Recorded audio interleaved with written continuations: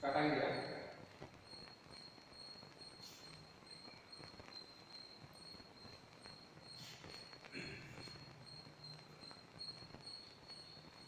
ದ್ವಿತೀಯ PUC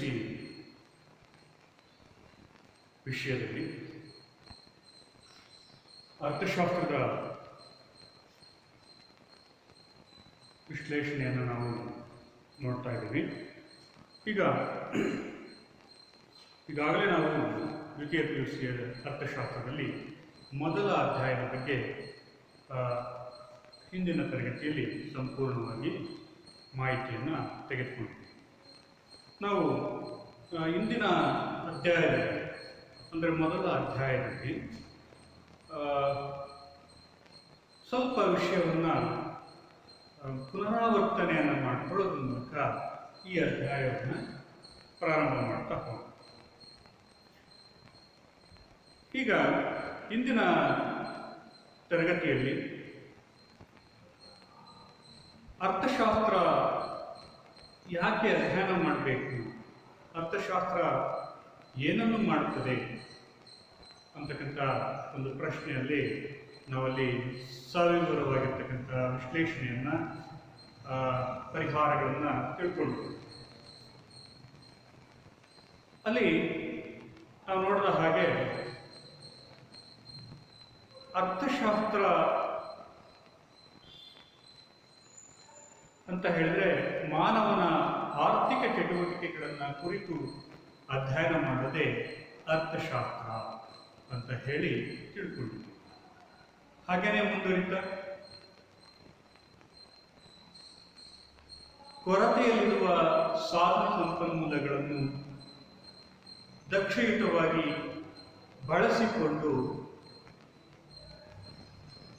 ಬಳಸಿಕೊಳ್ಳುವುದನ್ನೇ ನಾವು ಅರ್ಥಶಾಸ್ತ್ರ ಅಂತ ಹೇಳಿ ತಿಳ್ಕೊಂಡಿದ್ದೀವಿ.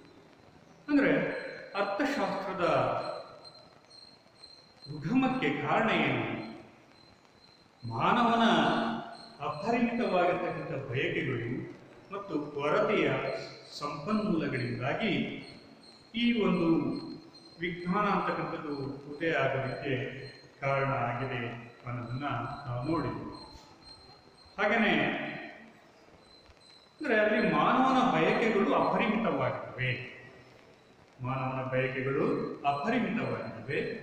ಅಪರಿಮಿತವಾಗಿರ್ತಕ್ಕಂತಹ ಬಯಕೆಗಳನ್ನು ತೃಪ್ತಿಪಡಿಸಿಕೊಳ್ಳಬಹುದಾಗಿರ್ತಕ್ಕಂತಹ ಸಾಧನ ಸಂಪನ್ಮೂಲಗಳು ಕೊರತೆಯಲ್ಲಿವೆ. ಈ ಸಾಧನ ಸಂಪನ್ಮೂಲಗಳು ಕೊರತೆಯಲ್ಲಿರೋದ್ರ ಜೊತೆಗೆ ಅವು ಪರ್ಯಾಯ ಉಪಯೋಗಗಳನ್ನು ಹೊಂದಿದವೆ. ಪರ್ಯಾಯ ಉಪಯೋಗಗಳನ್ನು ಹೊಂದಿರೋದ್ರಿಂದ ಅವು ಸ್ಪರ್ಧಾತ್ಮಕ ಬಳಕೆಯನ್ನು ಹೊಂದಿರ್ತವೆ. ಈ ಸ್ಪರ್ಧಾತ್ಮಕ ಬಳಕೆಯನ್ನು ಹೊಂದಿರೋದ್ರಿಂದ ಆಯ್ಕೆಯ ಸಮಸ್ಯೆ ಇರತಕ್ಕಂಥದ್ದು ಕಂಡು ಬರುತ್ತದೆ. ಈ ಆಯ್ಕೆಯ ಸಮಸ್ಯೆಯನ್ನ ಕುರಿತು ಅಧ್ಯಯನ ಮಾಡೋದೇ ಅರ್ಥಶಾಸ್ತ್ರ ಅಂತ ಹೇಳಿ ನಾವು ಇಂದಿನ ತರಗತಿಯಲ್ಲಿ ನೋಡೋಣ. ಈಗ ನಾವು ಈ ಅಧ್ಯಾಯದಲ್ಲಿ ಮುಖ್ಯವಾಗಿ ಅನುಭೋಗಿಯ ವರ್ತನ ಸಿದ್ಧಾಂತವನ್ನು ವಿಶ್ಲೇಷಣೆ ಮಾಡ್ತೀವಿ. ಅನುಭೋಗಿಯ ವರ್ತನ ಸಿದ್ಧಾಂತ.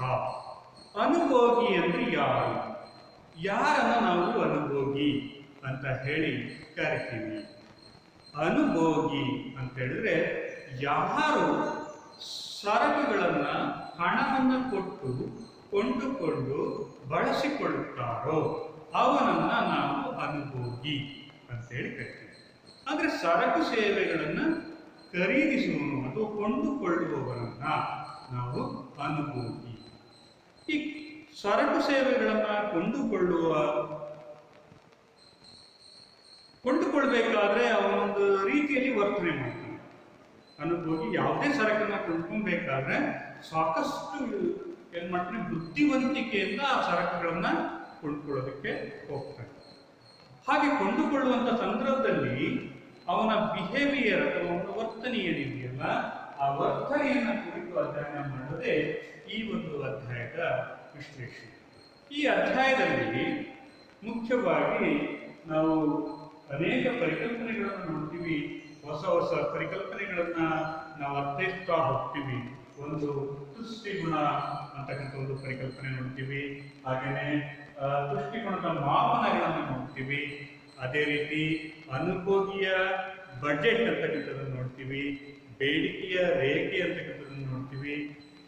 ಹಾಗೆಯೇ ಅನುಭೋಗಿಯ ಆದರ್ಶ ಆಯ್ಕೆ, ಔದಾಸೀನ್ಯ ವಕ್ರರೇಖೆಗಳು, ಹೀಗೆ ಈ ಎಲ್ಲ ವಿಶ್ಲೇಷಣೆಗಳನ್ನು ನಾವು ಮಾಡ್ತೀವಿ.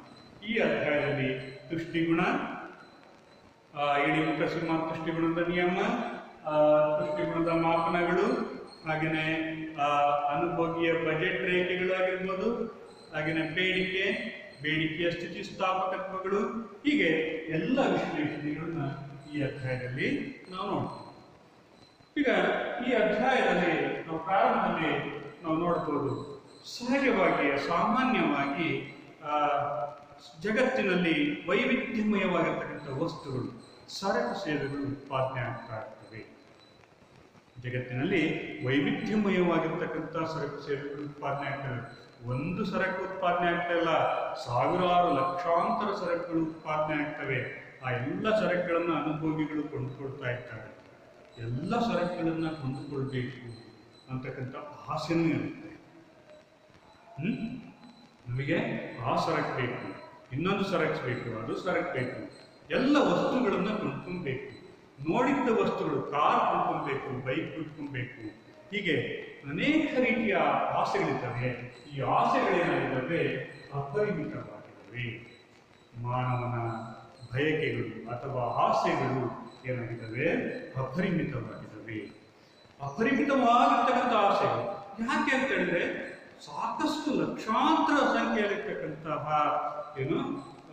ವಸ್ತುಗಳು ನಮ್ಮ ಕಣ್ಣು ಬರ್ತವೆ. ನಾವು ಏನಾದರೂ ಒಂದು ವಸ್ತು ನೋಡಬೇಕು, ನೋಡಿದ್ವಿ ಅಂದ ತಕ್ಷಣ ಅದ್ರ ಮೇಲೆ ಆಸೆ ಆಗ್ತದೆ, ಅಯ್ಯೋ ಆ ವಸ್ತುನ ಕೊಂಡ್ಕೊಳ್ಬೇಕಾಗಿದೆ. ಆ ರೀತಿಯಾಗಿರ್ತಕ್ಕಂಥ ಆಸೆಗಳು ಅಂತಕ್ಕಂಥವು ಹುಟ್ಕೊಳ್ತಾ ಇದ್ದಾವೆ. ಹಾಗಾಗಿ ಆಸೆಗಳು ಏನಾಗಿದ್ದಾವೆ? ಅಪರಿಮಿತವಾಗಿದ್ದಾವೆ. ಒಂದು ವಸ್ತುವನ್ನ ಕೊಂಡ್ಕೊಂಡ್ರೆ ಇನ್ನೊಂದು ವಸ್ತು ಕೊಂಡ್ಕೊಳ್ಬೇಕು, ಮತ್ತು ಆ ವಸ್ತುವನ್ನು ಕೊಂಡ್ಕೊಂಡ್ರೆ ಮತ್ತೊಂದು ವಸ್ತುವನ್ನ ಕೊಂಡ್ಕೊಳ್ಬೇಕು. ಹೀಗೆ ವಸ್ತುಗಳನ್ನ ಕೊಂಡುಕೊಳ್ಬೇಕು ಅಂತಕ್ಕಂಥದ್ದು ಮಾನವನ ಆಸೆ. ಆದರೆ ಈ ಅನುಭೋಗಿ ಹತ್ರ ಏನಾಗಿದೆ? ಆದಾಯ ಕಡಿಮೆ ಇದೆ. ಅನುಭೋಗಿ ಹತ್ರ ಆದಾಯ ಏನಾಗಿದೆ? ಕೊರತೆ ಇದೆ. ಆ ಎಲ್ಲ ವಸ್ತುಗಳನ್ನ ಕೊಂಡ್ಕೊಬೇಕು ಅಂತ ಆಸೆ ಇದೆ, ಆದರೆ ಕೊಂಡ್ಕೊಳ್ಳೋದಕ್ಕೆ ಏನ್ ಬೇಕಾಗುತ್ತೆ? ನಮಗೆ ಆದಾಯ ಬೇಕಾಗುತ್ತೆ. ಆದಾಯ ಏನಾಗಿದೆ? ಕೊರತೆ ಇದೆ. ಅನುಭೋಗಿ ಹತ್ತಿರ ಆದಾಯ ಕೊರತೆ ಇದೆ. ಆದಾಯ ಕೊರತೆ ಅಂತಕ್ಕಂಥದ್ದು ಇಲ್ಲಿ ದೊಡ್ಡ ಸಮಸ್ಯೆಯನ್ನ ಸೃಷ್ಟಿ ಮಾಡ್ತಾ ಇದೆ. ಈ ಆದಾಯ ಅಂತಕ್ಕಂಥದ್ದು ಬರೀ ಕೊರತೆಯಿಂದ ಕೂಡಿರ್ತಕ್ಕಂಥದ್ದಲ್ಲ, ಇದು ಪರ್ಯಾಯ ಉಪಯೋಗಗಳನ್ನು ಹೊಂದಿದೆ. ಇದು ಸ್ಪರ್ಧಾತ್ಮಕ ಬಳಕೆಯನ್ನು ಸಹ ಒಳಗೊಂಡಿದೆ. ಹಾಗಾಗಿ ಇಲ್ಲಿ ಆದಾಯ ಅಂತಕ್ಕಂಥದ್ದು ಒಂದೇ ವಸ್ತುವಿನ ಮೇಲೆ ಉಪಯೋಗ ಬರೋದಿಲ್ಲ. ಅದು ಒಂದು ನಿರ್ದಿಷ್ಟ ಆದಾಯದಲ್ಲಿ ವಿಭಿನ್ನ ರೀತಿಯ ವಸ್ತುಗಳನ್ನು ಕೊಂಡ್ಕೊಬಹುದು. ಒಂದು ವಸ್ತುವಿನ ಬದಲಾಗಿ ಮತ್ತೊಂದು ವಸ್ತುವನ್ನ ಕೊಂಡ್ಕೊಬಹುದು. ಹಾಗಾಗಿ ಅದು ಏನಾಗಿದೆ? ಆದಾಯ ಪರ್ಯಾಯವಾಗಿದೆ. ಆದಾಯ ಪರ್ಯಾಯ ಅಂತ ಹೇಳಿದ್ರೆ, ನಿರ್ದಿಷ್ಟ ಆದಾಯ ಒಬ್ಬ ವ್ಯಕ್ತಿಗೆ 100 ರೂಪಾಯಿ ಇದೆ, 100 ರೂಪಾಯಿ ಇದೆ ಅಂತ ಹೇಳಿದ್ರೆ, ಆ 100 ರೂಪಾಯಿನಲ್ಲಿ ಅವನು ಒಂದು ವಸ್ತು, ಒಂದು ಪೆನ್ ಆದ್ರೂ ಕೊಂಡ್ಕೊಬಹುದು, ಅಥವಾ ಒಂದು ಟೆಕ್ಸ್ಟ್ ಬುಕ್ ಆದ್ರೂ ಕೊಂಡ್ಕೊಬಹುದು. ಇಲ್ಲ ಟೆಕ್ಸ್ಟ್ ಬುಕ್ ಕೊಂಡ್ಕೊಬೇಕು ಅಂದ್ರೆ ಪೆನ್ ಅನ್ನ ಬಿಟ್ಕೊಡ್ಬೇಕಾಗುತ್ತೆ. ಹೀಗೆ ಅಂದ್ರೆ ಈ ಆದಾಯ ಏನಾಗಿದೆ? ಕೊರತೆಯಲ್ಲಿರೋದ್ರಿಂದ ನಾವೇನ್ ಮಾಡಬೇಕು? ಇಲ್ಲಿ ಸಾಕಷ್ಟು ಬುದ್ಧಿವಂತಿಕೆಯಿಂದ ಸರಕನ್ನ ಆಯ್ಕೆ ಮಾಡ್ಕೊಬೇಕಾಗುತ್ತೆ, ಸರಕುಗಳನ್ನ ಆಯ್ಕೆ ಮಾಡ್ಕೊಬೇಕಾಗುತ್ತೆ. ಹಾಗಾಗಿ ಈ ಆಯ್ಕೆಯ ಸಮಸ್ಯೆಯಲ್ಲಿ ಸಿಕ್ಕೊಳ್ತಾನೆ ಅನುಭೋಗಿ. ಆದಾಯದ ಕೊರತೆ ಕಂಡು ಬಂದಾಗ ಅನುಭೋಗಿ ಏನಾಗ್ತಾನೆ? ಆಯ್ಕೆಯ ಸಮಸ್ಯೆ. ಯಾವ ವಸ್ತುಗಳನ್ನ ಕೊಂಡ್ಕೊಳ್ಬೇಕು, ಯಾವ ವಸ್ತುಗಳನ್ನ ಕೊಂಡುಕೊಂಡ್ರೆ ನಾನು ಗರಿಷ್ಠ ತೃಪ್ತಿಯನ್ನ ಪಡಿಬಹುದು, ಯಾವ ವಸ್ತುವನ್ನ ಕೊಂಡ್ಕೊಂಡ್ರೆ ಗರಿಷ್ಠ ತೃಪ್ತಿಯನ್ನು ಪಡಿಬಹುದು. ಗರಿಷ್ಠ ತೃಪ್ತಿ ಪಡೆಯೋದೇ ಅನುಭೋಗಿಯ ಮುಖ್ಯ ಉದ್ದೇಶ. ಅನುಭೋಗಿಯ ಮುಖ್ಯ ಉದ್ದೇಶ ಏನು? ಗರಿಷ್ಠ ತೃಪ್ತಿ ಪಡಿಬೇಕು. ತನ್ನಲ್ಲಿರುವಂತಹ ಆದಾಯವನ್ನು ಬಳಸಿಕೊಂಡು ಹೆಚ್ಚಿನ ಸರಕುಗಳನ್ನ ಕೊಂಡುಕೊಂಡು ಗರಿಷ್ಠ ತೃಪ್ತಿಯನ್ನ ಪಡೆಯುವುದೇ ಅನುಭೋಗಿಯ ಮುಖ್ಯ ಉದ್ದೇಶ. ಇದನ್ನೇ ನಾವು ಅಂತ ಕರಿತೀವಿ ಅನುಭೋಗಿಯ ವರ್ತನಾ ಸಿದ್ಧಾಂತ. ಅನುಭೋಗಿಯ ವರ್ತನೆ ಅಂತ ಕರಿತೀವಿ. ಅನುಭೋಗಿಯ ವರ್ತನೆ ಅಂದ್ರೆ ತನ್ನ ಮಿತವಾಗಿರ್ತಕ್ಕಂಥ ಆದಾಯದಲ್ಲಿ ಹೆಚ್ಚಿನ ಪ್ರಮಾಣದ ಸರಕುಗಳನ್ನು ಕೊಂಡು ಗರಿಷ್ಠ ಪ್ರಮಾಣದ ತೃಪ್ತಿ ಅಥವಾ ಸಮತೋಲನ ಹಂತವನ್ನ ಮುಟ್ಟೋದಕ್ಕೆ ಅನುಭೋಗಿ ಪ್ರಯತ್ನಿಸ್ತಾ ಇರ್ತಾನೆ. ಈ ಪ್ರಯತ್ನವನ್ನೇ ನಾವಂತ ಕರಿತೀವಿ ಅನುಭೋಗಿಯ ವರ್ತನೆ ಅಂತೇಳಿ ಕರಿತೀವಿ. ಈಗ ಅವನು ಗರಿಷ್ಠ ತೃಪ್ತಿ ಪಡಿಬೇಕು ಅಂತ ಇದೆ. ಹಾಗಾದ್ರೆ ಗರಿಷ್ಠ ತೃಪ್ತಿಯನ್ನ ಪಡೆಯುವ ಸಂಯೋಜನೆ ಯಾವುದು? ಉತ್ತಮ ಸಂಯೋಜನೆಯನ್ನು ಆಯ್ಕೆ ಮಾಡ್ತೀವಿ.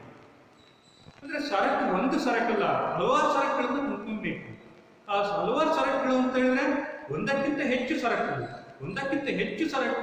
ಅಂತ ಹೇಳಿದ್ರೆ ಅದನ್ನ ಸಂಯೋಜನೆ ಅಂತ ಹೇಳ್ತೀವಿ. ಸಂಯೋಜನೆ ಅಂತ ಹೇಳಿದ್ರೆ ಒಂದಕ್ಕಿಂತ ಹೆಚ್ಚಿನ ಸರಕುಗಳನ್ನ ಒಳಗೊಂಡಿರ್ತಕ್ಕಂಥ ಒಂದು ಗುಂಪು. ಆ ಗುಂಪು ಯಾವುದು ಉತ್ತಮವಾಗಿದೆ, ಆ ಉತ್ತಮವಾಗಿರ್ತಕ್ಕಂಥ ಸಂಯೋಜನೆಯನ್ನ ಆಯ್ಕೆ ಮಾಡ್ಕೊಬೇಕಾಗುತ್ತೆ. ಯಾವ ಸರಕುಗಳ ಗುಂಪನ್ನ ಆತ ಆಯ್ಕೆ ಮಾಡಿಕೊಂಡ್ರೆ ಗರಿಷ್ಠ ತೃಪ್ತಿಯನ್ನ ಪಡೆಯೋದಕ್ಕೆ ಸಾಧ್ಯ ಆಗುತ್ತೆ ಎಂಬುದರ ಒಂದು ಆಯ್ಕೆಯ ಸಮಸ್ಯೆಯಲ್ಲಿ ಅನುಭೋಗಿ ಸಿಲುಕೊಳ್ತಾರೆ. ಈಗ ಉತ್ತಮ ಸಂಯೋಜನೆಯನ್ನ ಹೇಗೆ ಆಯ್ಕೆ ಮಾಡಿಕೊಳ್ತಾನೆ? ಉತ್ತಮ ಸಂಯೋಜನೆಯನ್ನ ಆಯ್ಕೆ ಮಾಡ್ಕೊಳ್ಬೇಕಾದ್ರೆ ಅನುಭೋಗಿಗೆ ಆ ಸಂಯೋಜನೆ ಬಗ್ಗೆ ಏನಿರಬೇಕು? ಇಷ್ಟಗಳು ಅಥವಾ ಆದ್ಯತೆಗಳನ್ನ ಒಳಗೊಂಡಿರ್ಬೇಕು, ಆಸೆಯನ್ನ ಇಟ್ಕೊಂಡಿರ್ಬೇಕು. ಯಾವ ಸಂಯೋಜನೆಯನ್ನ ಅವನು ಕೊಂಡ್ಕೊಳ್ಬೇಕು ಅಂತ ಹೇಳಿದನೋ ಆ ಸಂಯೋಜನೆಯಲ್ಲಿ ಇರಬೇಕು ಆಸೆಗಳು ಅಥವಾ ಇಷ್ಟಗಳು, ಅಥವಾ ಅಲ್ಲಿ ಅವನ ಬಯಕೆಯನ್ನ ಹೊಂದಿರಬೇಕು, ಅಪೇಕ್ಷೆಗಳನ್ನ ಒಳಗೊಂಡಿರಬೇಕು. ಈ ಅಪೇಕ್ಷೆಗಳನ್ನ ಒಳಗೊಂಡಿದ್ದು ಹಾಗೆಯೇ ಆ ಸಂಯೋಜನೆಯನ್ನ ಕೊಂಡುಕೊಳ್ಳುವ ಸಾಮರ್ಥ್ಯವನ್ನು ಸಹ ಒಳಗೊಂಡಿರಬೇಕು. ಅನುಭೋಗಿ ಉತ್ತಮ ಸಂಯೋಜನೆಯನ್ನ ಆಯ್ಕೆ ಮಾಡಿಕೊಂಡಾದ್ರೆ ಆ ಆಯ್ಕೆ ಯಾವ ಅಂಶಗಳನ್ನ ಅವಲಂಬಿಸಿರುತ್ತೆ? ಅವನ ಅಪೇಕ್ಷೆಗಳು ಅಥವಾ ಇಷ್ಟಗಳು, ಆಸೆ, ಬಯಕೆಗಳನ್ನ ಮತ್ತು ಆ ವಸ್ತುಗಳನ್ನ ಕೊಂಡುಕೊಳ್ಳುವ ಸಾಮರ್ಥ್ಯವನ್ನ ಅವಲಂಬಿಸಿರುತ್ತದೆ. ಹಾಗಾದ್ರೆ ನಾವು ಒಂದು ಉತ್ತಮ ಸಂಯೋಜನೆಯನ್ನು ಆಯ್ಕೆ ಮಾಡ್ಕೊಬೇಕಾದ್ರೆ ನಮಗೆ ಎರಡು ಸಂಗತಿಗಳು ಬೇಕಾದವು. ಒಂದು ಅವನಿಗೆ ಅಪೇಕ್ಷೆ ಇರಬೇಕು, ಮತ್ತೊಂದು ಅವನಿಗೆ ಆ ಕೊಂಡುಕೊಳ್ಳುವ ಸಾಮರ್ಥ್ಯ ಅಂತಕ್ಕಂಥದ್ದು ಇರಬೇಕು. ಈಗ ಇಲ್ಲಿ ಅಪೇಕ್ಷೆ ಅಥವಾ ಇಷ್ಟಗಳು ಅಂತ ಹೇಳಿದ್ರೆ ಅವನ ಆದ್ಯತೆಗಳು. ಅವನು ಆ ಸರಕಿನ ಮೇಲೆ ಹೆಚ್ಚು ಒಲವನ್ನು ತೋರಿಸ್ಬೇಕು. ಮತ್ತು ಕೊಂಡುಕೊಳ್ಳುವ ಸಾಮರ್ಥ್ಯ ಅಂತ ಹೇಳಿದ್ರೆ ಯಾವ ಅಂಶಗಳನ್ನು ಒಳಗೊಂಡಿದೆ ಅಂತ ಹೇಳಿದ್ರೆ ಇಲ್ಲಿ ಬೆಲೆ ಮತ್ತು ಆದಾಯವನ್ನ ಅವಲಂಬಿಸಿದೆ. ಈಗ ಬೆಲೆ ಮತ್ತು ಆದಾಯದಲ್ಲಿ ಅವನ ಕೊಂಡುಕೊಳ್ಳುವ ಸಾಮರ್ಥ್ಯ ಇದೆ. ಅವನ ಆದಾಯಗಳು ಏನಾಗಿರಬೇಕು? ಹೆಚ್ಚಾಗಿರಬೇಕು. ಬೆಲೆಗಳು ಏನಾಗಿರಬೇಕು? ಕಡಿಮೆ ಆಗಿರಬೇಕು. ಅವನ ಆಸೆ ಆ ವಸ್ತುಗಳನ್ನ ಕೊಂಡ್ಕೊಳ್ಳೋದಕ್ಕೆ ಅವನು ಬಯಸ್ತಾ ಇರಬೇಕು. ಆ ವಸ್ತುಗಳಿಂದ ಏನು ಸಿಗ್ತಾ ಇರಬೇಕು? ಅವನಿಗೆ ಗರಿಷ್ಠ ತೃಪ್ತಿಯನ್ನು ಸಿಕ್ಕರೆ ಆಗ ಅನುಭೋಗಿ ಸಮತೋಲನ ಹಂತವನ್ನ ತಲುಪೋದಕ್ಕೆ ಸಾಧ್ಯ ಆಗುತ್ತೆ. ಈ ಒಂದು ಪ್ರಕ್ರಿಯೆಯನ್ನು ನಾವೇನಂತ ಕರಿತೀವಿ? ಅನುಭೋಗಿಯ ವರ್ತನೆ ಅಂತ ಹೇಳಿ ಕರಿತೀವಿ. ಅನುಭೋಗಿಯ ವರ್ತನೆ ಅಂತ ಹೇಳಿದ್ರೆ ಏನು? ಅನುಭೋಗಿ ತನ್ನ ಮಿತವಾಗಿರ್ತಕ್ಕಂಥ ಆದಾಯದಲ್ಲಿ ಉತ್ತಮ ಸಂಯೋಜನೆಯನ್ನ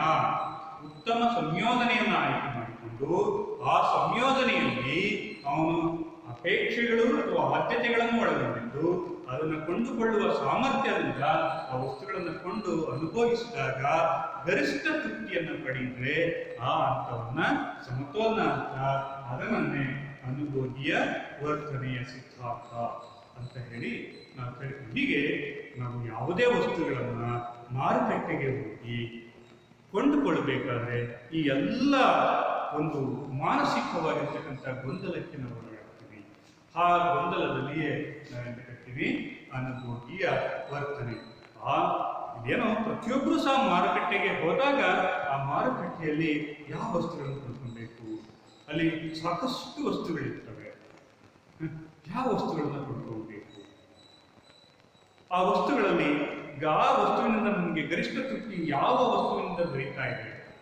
ಹಾಗಾದ್ರೆ ಆ ವಸ್ತುವನ್ನು ಕೊಂಡುಕೊಳ್ಳೋದಕ್ಕೆ ಆ ಕೊಂಡುಕೊಳ್ಳುವ ಹಣ ಅಥವಾ ಕೊಂಡುಕೊಳ್ಳುವ ಸಾಮರ್ಥ್ಯ ನನ್ನಲ್ಲಿದೆಯಾ? ಇವೆಲ್ಲದನ್ನು ಸಹ ಅವನು ಏನು ಮಾಡ್ತಾ ಇರ್ತಾನೆ, ಮಾನಸಿಕವಾಗಿ ಅವನು ತಯಾರಿ ಆಗ್ತಾ ಇರ್ತಾನೆ. ಇದನ್ನೇ ನಾವು ಅನುಭೋಗಿಯ ವರ್ತನೆ ಅಂತ ಹೇಳಿ ಕರೀತೇವೆ. ಇನ್ನು ಅನುಭೋಗಿಯ ವರ್ತನಾ ಸಿದ್ಧಾಂತದಲ್ಲಿ ನಮಗೆ ಎರಡು ಸಿದ್ಧಾಂತಗಳನ್ನು ನಾವು ನೋಡ್ತೀವಿ. ಅನುಭೋಗಿಯ ವರ್ತನಾ ಸಿದ್ಧಾಂತದಲ್ಲಿ ಎರಡು ಸಿದ್ಧಾಂತಗಳನ್ನು ನೋಡ್ತೀವಿ. ಒಂದು ಸಂಖ್ಯಾಸೂಚಕ ತುಷ್ಟಿಗುಣ ವಿಶ್ಲೇಷಣೆ, ಸಂಖ್ಯಾಸೂಚಕ ತುಷ್ಟಿಗುಣದ ವಿಶ್ಲೇಷಣೆ, ಸಂಖ್ಯಾಸೂಚಕ ಅಥವಾ ಮೂಲಾಂಕ ಅಂತ ಹೇಳ್ತಾರೆ. ಸಂಖ್ಯಾಸೂಚಕವನ್ನ ಮೂಲಾಂಕ ತುಷ್ಟಿಗುಣ, ಮೂಲಾಂಕ ತುಷ್ಟಿಗುಣದ ವಿಶ್ಲೇಷಣೆ ಅಂತ ಕರೀತಾರೆ. ಎರಡನೇದಾಗಿರ್ತಕ್ಕಂಥದ್ದು ಸ್ಥಾನದರ್ಶಕ ತುಷ್ಟಿಗುಣ, ಸ್ಥಾನದರ್ಶಕವಾಗಿರ್ತಕ್ಕಂಥ ತುಷ್ಟಿಗುಣ, ಅಥವಾ ಇದಕ್ಕೆ ಮತ್ತೊಂದು ಹೆಸರು ಶ್ರೇಣೀಕೃತ ತುಷ್ಟಿಗುಣದ ವಿಶ್ಲೇಷಣೆ ಅಂತಲೂ ಸಹ ಇದನ್ನು ಕರೀತಾರೆ. ಈಗ ಪ್ರಾರಂಭದಲ್ಲಿ ಸಂಖ್ಯಾಸೂಚಕ ಅಂದ್ರೆ ಸಂಖ್ಯಾಸೂಚಕ ಅಂತ ಹೇಳಿದ್ರೆ ತುಷ್ಟಿಗುಣವನ್ನ ಅಂಕಿ ಸಂಖ್ಯೆಗಳಲ್ಲಿ ಮಾಪನ ಮಾಡುವುದಕ್ಕೆ ಸಾಧ್ಯವಿರುವುದನ್ನೇ ಸಂಖ್ಯಾಸೂಚಕ ತುಷ್ಟಿಗುಣದ ವಿಶ್ಲೇಷಣೆ ಅಂತ ಹೇಳಿ ಕರೀತೀವಿ. ತುಷ್ಟಿಗುಣವನ್ನ ಅಂಕಿ ಸಂಖ್ಯೆಗಳ ಮೂಲಕ ಅಳತೆ ಅಥವಾ ಮಾಪನ ಮಾಡೋದಕ್ಕೆ ಸಾಧ್ಯವಿದ್ದರೆ ಆ ವಿಶ್ಲೇಷಣೆಯನ್ನ ನಾವು ಸಂಖ್ಯಾಸೂಚಕ ತುಷ್ಟಿಗುಣ ಅಂತ ಹೇಳಿ ಕರೀತೇವೆ. ಈಗ ಉದಾಹರಣೆಗೆ ಒಂದು ಶರ್ಟ್ ಅನ್ನ ಅಥವಾ ಅಂಗಿ ಅಥವಾ ಶರ್ಟ್, ಆ ಶರ್ಟ್ ಅನ್ನ ಖರೀದಿ ಮಾಡ್ತೀರಾ, ಅಲ್ಲಿ 50 ರೂಪಾಯಿ ಕೊಟ್ಟು ಆ ಶರ್ಟ್ ಅನ್ನ ಖರೀದಿ ಮಾಡ್ತೀರಾ. ಆ ಶರ್ಟ್ ಅನ್ನ ಖರೀದಿ ಮಾಡಿದ್ರೆ ಆ ಶರ್ಟ್ ನ ತುಷ್ಟಿಗುಣ ಎಷ್ಟಿದೆ ಅಂತ ಹೇಳ್ತೀವಿ? 50 ಯೂನಿಟ್ ಅಂತ ಹೇಳ್ತೀವಿ. ಯೂನಿಟ್ 50 ಯೂನಿಟ್ಸ್ ಯುಟಿಲ್ಸ್ ಅಂತ ಸಾಕಾಗ್ತದೆ, ಅಥವಾ ಯುಟಿಲ್ಸ್ 50 ಯುಟಿಲ್ಸ್ಗಳಲ್ಲಿ ಈ ತುಷ್ಟಿಗುಣವನ್ನು ಮಾಪನ ಮಾಡಿದ್ದೀವಿ. ಅಂದ್ರೆ ಇಲ್ಲಿ ನಾವು ಎಷ್ಟು ಹಣವನ್ನ ಒಂದು ವಸ್ತುವಿಗೆ ಕೊಡ್ತೀವೋ ಆ ಮೊತ್ತವೇ ಆ ವಸ್ತುವಿನ ತುಷ್ಟಿಗುಣ ಆಗಿರುತ್ತದೆ. ಎಷ್ಟು ಹಣವನ್ನು ನಾವು ಆ ವಸ್ತುವಿಗೆ ಕೊಡ್ತೀವೋ ಆ ವಸ್ತುವಿನ ಮೊತ್ತ, ಆ ಹಣದ ಮೊತ್ತವೇ ಅಲ್ಲಿ ತುಷ್ಟಿಗುಣ ಆಗಿರುತ್ತೆ ಅಂತ ಹೇಳಿ ಸಾಮಾನ್ಯವಾಗಿರ್ತಕ್ಕಂತಹ ಒಂದು ವಿಶ್ಲೇಷಣೆ ಆಗಿದೆ. ಈಗ ಈ ಸಂಖ್ಯಾಸೂಚಕ ತುಷ್ಟಿಗುಣವನ್ನ ಅರ್ಥಶಾಸ್ತ್ರಕ್ಕೆ ಪರಿಚಯಿಸತಕ್ಕಂಥವರು ಡಾಕ್ಟರ್ ಆಲ್ಫ್ರೆಡ್ ಮಾರ್ಷಲ್ ಅಂತಕ್ಕಂತಹ ಅರ್ಥಶಾಸ್ತ್ರಜ್ಞರು. ಇವರು ಅವರ ವಿಶ್ಲೇಷಣೆ ಸಂಪೂರ್ಣವಾಗಿ ಈ ಸಂಖ್ಯಾಸೂಚಕ ದೃಷ್ಟಿಗುಣದ ಆಧರಿಸಿಯೇ ಅವರು ವಿಶ್ಲೇಷಣೆಯನ್ನು ನಡೆಸಿದ್ದಾರೆ. ಅವರ ಗ್ರಂಥದ ಒಂದು ಅರ್ಥಶಾಸ್ತ್ರಕ್ಕೆ ಒಂದು ಗ್ರಂಥವನ್ನು ಕೊಡುಗೆ ಕೊಟ್ಟಿದ್ದಾರೆ. ಆ ಗ್ರಂಥದ ಹೆಸರು ಅರ್ಥಶಾಸ್ತ್ರದ ತತ್ವಗಳು. ಈ ಗ್ರಂಥವನ್ನು 1890ರಲ್ಲಿ ರಚಿಸಿ ಪ್ರಕಟಿಸಿದ್ದಾರೆ. ಅಂದ್ರೆ ಆ ಗ್ರಂಥದಲ್ಲಿ ಏನ್ ಹೇಳಿದ್ರೆ ಸಂಪೂರ್ಣ ವಿಶ್ಲೇಷಣೆ ಯಾವುದರ ಮೇಲೆ ಆಧರಿಸಿದೆ ಅಂತ ಹೇಳಿದ್ರೆ ಸಂಖ್ಯಾಸೂಚಕ ತುಷ್ಟಿಗುಣದ ವಿಶ್ಲೇಷಣೆಯನ್ನೇ ಆಧರಿಸಿದೆ. ಅಂದ್ರೆ ಇಲ್ಲಿ ತುಷ್ಟಿಗುಣವನ್ನ ಮಾಪನ ಮಾಡಬಹುದು. ಆಲ್ಫ್ರೆಡ್ ಮಾರ್ಷಲ್ ಅವರು ಏನಂತಾರೆ, ತುಷ್ಟಿಗುಣವನ್ನ ಅಂದ್ರೆ ತುಷ್ಟಿಗುಣ ಅಂದ್ರೆ ಒಂದು ವಸ್ತುವನ್ನ ನಾವು ಕೊಂಡುಕೊಳ್ಬೇಕಾದ್ರೆ ಅದರಿಂದ ಎಷ್ಟು ತೃಪ್ತಿ ಸಿಗುತ್ತೆ ಅನ್ನೋದನ್ನ ಮಾಪನ ಮಾಡಬಹುದು ಅನ್ನೋದನ್ನ ಸಂಖ್ಯಾಸೂಚಕ ತುಷ್ಟಿಗುಣದಲ್ಲಿ ವಿಶ್ಲೇಷಣೆ ಮಾಡಿದ್ದಾರೆ. ಇನ್ನು ಎರಡನೇದು ಸ್ಥಾನದರ್ಶಕ ತುಷ್ಟಿಗುಣ. ಸ್ಥಾನದರ್ಶಕ ತುಷ್ಟಿಗುಣ ಅಂತ ಹೇಳಿದ್ರೆ ಒಂದು ವಸ್ತುವನ್ನ ಕೊಂಡುಕೊಂಡಾಗ ಅದರಿಂದ ದೊರೀತಕ್ಕಂತಹ ತೃಪ್ತಿಯ ಪ್ರಮಾಣವನ್ನ ನಾವು ಸಂಖ್ಯೆಗಳಲ್ಲಿ ಹೇಳೋದಕ್ಕೆ ಬರೋದಿಲ್ಲ. ಅದನ್ನ ಮಾಪನ ಮಾಡೋದಕ್ಕೆ ಸಾಧ್ಯ ಇಲ್ಲ. ಅದನ್ನ ಹೋಲಿಕೆ ಮಾಡಬಹುದು. ಒಂದು ಸರಕನ್ನ ನಾವು ಕೊಂಡುಕೊಳ್ಬೇಕಾದ್ರೆ ಇನ್ನೊಂದು ಸರಕಿನಿಂದ ಸಿಗ್ತಕ್ಕಂಥ ತೃಪ್ತಿಯ ಪ್ರಮಾಣವನ್ನು ನಾವೇನ್ ಮಾಡ್ಬೋದು, ಹೋಲಿಕೆ ಮಾಡಬಹುದು. ಯಾವುದು ಹೆಚ್ಚು ತೃಪ್ತಿಯನ್ನು ಸಿಗುತ್ತಾ ಅದಕ್ಕೆ ಮೊದಲ ಒಂದು ಶ್ರೇಣಿಯನ್ನು ಕೊಡ್ಬೋದು, ರ್ಯಾಂಕ್ ಅಂತ ಕರಿತೀವಿ. ಆ ಶ್ರೇಣಿ ದರ್ಜೆ, ಆ ದರ್ಜೆಯನ್ನು ಕೊಡ್ಬೋದು. ಹಾಗೇನೆ ಏನಾದರೂ ಅದರಿಂದ ಸರಿತಕ್ಕಂತಹ ತೃಪ್ತಿಯ ಪ್ರಮಾಣ ಕಡಿಮೆ ಆಯಿತು ಅಂತ ಹೇಳಿದ್ರೆ ಆಗ ಅದರಿಂದ ಅದಕ್ಕೆ ರ್ಯಾಂಕ್ ಅಥವಾ ದರ್ಜೆಯನ್ನು ಕೊಡ್ತಕ್ಕಂಥದ್ದನ್ನು ಕಡಿಮೆ ಮಾಡ್ಬೋದು. ಹೀಗೆ ಎರಡು ವಸ್ತುಗಳನ್ನು ಅನುಭವಿಸಿದಾಗ ಆ ಎರಡು ವಸ್ತುಗಳಿಂದ ಬರೀತಕ್ಕಂಥ ತೃಪ್ತಿಯನ್ನ ಹೋಲಿಕೆ ಮಾಡೋದ್ರ ಮೂಲಕ ವ್ಯಕ್ತಪಡಿಸಿದರೆ ಅದನ್ನ ಸ್ಥಾನದರ್ಶಕ ತುಷ್ಟಿಗುಣ ಅಂತ ಹೇಳಿ ಕರೀತಾರೆ. ಇದು ನೋಡಿ, ಇಲ್ಲಿ 2 ಅಂಕದ ಒಂದು ಪ್ರಶ್ನೆಗೆ ಏನು ಅನುಭವೀಯ ವರ್ತನಾ ಸಿದ್ಧಾಂತವನ್ನ ವಿವರಿಸುವ 2 ಸಿದ್ಧಾಂತಗಳನ್ನ ಹೆಸರಿಸಿರಿ ಅಂತ ಹೇಳಿ 2 ಅಂಕದ ಪ್ರಶ್ನೆ ಇರುತ್ತೆ. ಬಹಳ ಸುಲಭವಾಗಿರುತ್ತೆ. ಒಂದು ಸಂಖ್ಯಾ ಸೂಚಕ ತುಷ್ಟಿಗುಣದ ವಿಶ್ಲೇಷಣೆ, ಮತ್ತೊಂದು ಸ್ಥಾನದರ್ಶಕ ತುಷ್ಟಿಗುಣದ ವಿಶ್ಲೇಷಣೆ. ಇನ್ನ ಇಷ್ಟು ಏನು ಅನುಭವೀಯ ವರ್ತನೆಯ ಸಿದ್ಧಾಂತದ ಬಗ್ಗೆ ಸ್ವಲ್ಪ ವಿಶ್ಲೇಷಣೆಯನ್ನು ನೋಡ್ಕೊಂಡಿದ್ದೀವಿ. ಇನ್ನು ಮುಂದಿನ ಪರಿಕಲ್ಪನೆ ಪೂರ್ವ ಸಂಕೇತಗಳು ಮತ್ತು ಕಲ್ಪನೆ. ಪೂರ್ವ ಸಂಕೇತಗಳು ಮತ್ತು ಕಲ್ಪನೆ. ಪೂರ್ವ ಸಂಕೇತಗಳು ಅಂತ ಮತ್ತು ಕಲ್ಪನೆ ಅಂದ್ರೆ ಈ ಅಧ್ಯಾಯವನ್ನು ಪ್ರಾರಂಭಿಸೋದಕ್ಕಿಂತ ಮೊದಲು ನಾವು ಇಲ್ಲಿ ಕೆಲವೊಂದು ಕಲ್ಪನೆಗಳ ಆಧಾರದ ಮೇಲೆ ಹೋಗ್ತಾ ಇರ್ತೀವಿ. ಏನು ಕಲ್ಪನೆ ಅಂತ ಹೇಳಿದ್ರೆ ಸಂಯೋಜನೆ. ಸಂಯೋಜನೆ ಅಂತಕ್ಕಂಥದ್ದು ಒಂದು ಕಲ್ಪನೆ. ಇಲ್ಲಿ ಸಂಯೋಜನೆ ಅಂತಕ್ಕಂಥ ಪದವನ್ನ ಈ ಅಧ್ಯಾಯದಲ್ಲಿ ನಾವು ಹೆಚ್ಚಾಗಿ ಬಳಸ್ತಾ ಇದ್ದೀವಿ.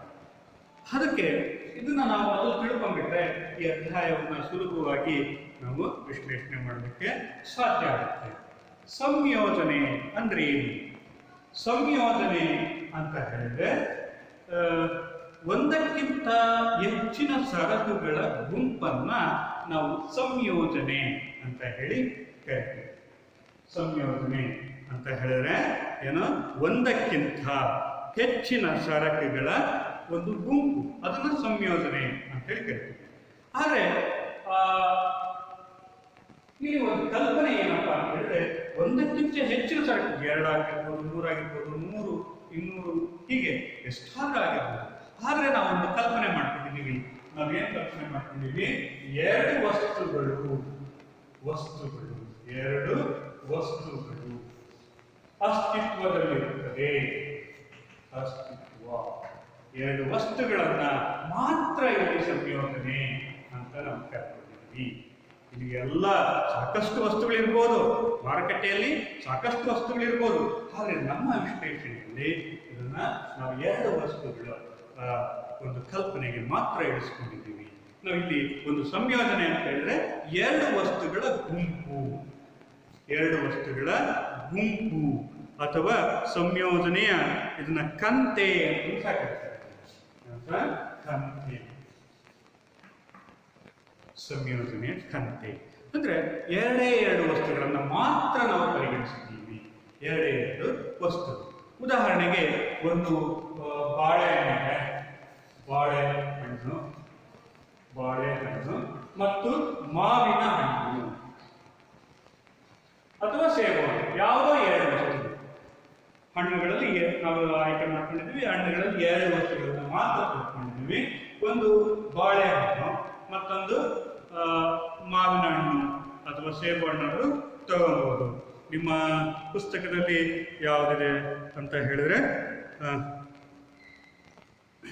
ಬಾಳೆಹಣ್ಣು ಮತ್ತು ಮಾವಿನ ಹಣ್ಣುಗಳನ್ನೇ ತೆಗೆದುಕೊಂಡಿದ್ದಾರೆ. ಈ ಬಾಳೆಹಣ್ಣು ಮತ್ತು ಮಾವಿನ ಹಣ್ಣು ಇವುಗಳನ್ನ ನಾವು ಒಂದು ಸಂಯೋಜನೆ ಅಂತ ಹೇಳ್ತೀವಿ. ಇಲ್ಲಿ ಒಂದು ಬಾಳೆಹಣ್ಣು, ಒಂದು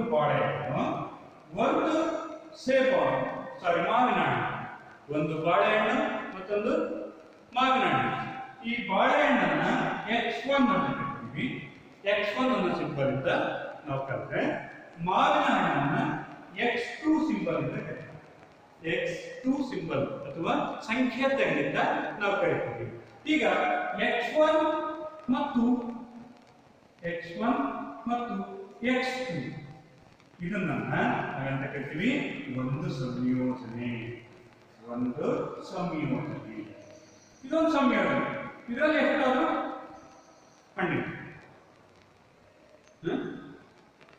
ನಾವು ಒಂದು ಬಾಳೆಹಣ್ಣು ತಗೊಂಡ್ರೆ x1 ಅಂತ ಕರೀತೀವಿ, ಒಂದು ಮಾವಿನ ಹಣ್ಣು ತಗೊಂಡ್ರೆ x2 ಅಂತ ಕರೀತೀವಿ.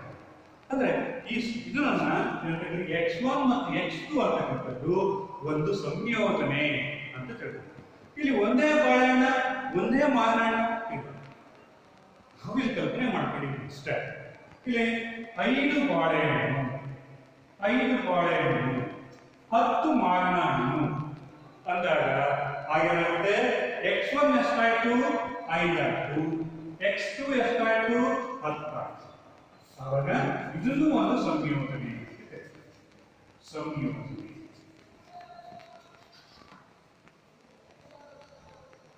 x1 ಎಷ್ಟಿದಾವೆ 5 ಬಾಳೆಹಣ್ಣು, x2 ಎಷ್ಟಿದಾವೆ 10 ಬಾಳೆಹಣ್ಣು, 10 ಮಾವಿನ ಹಣ್ಣು, 10 ಮಾವಿನ ಹಣ್ಣು.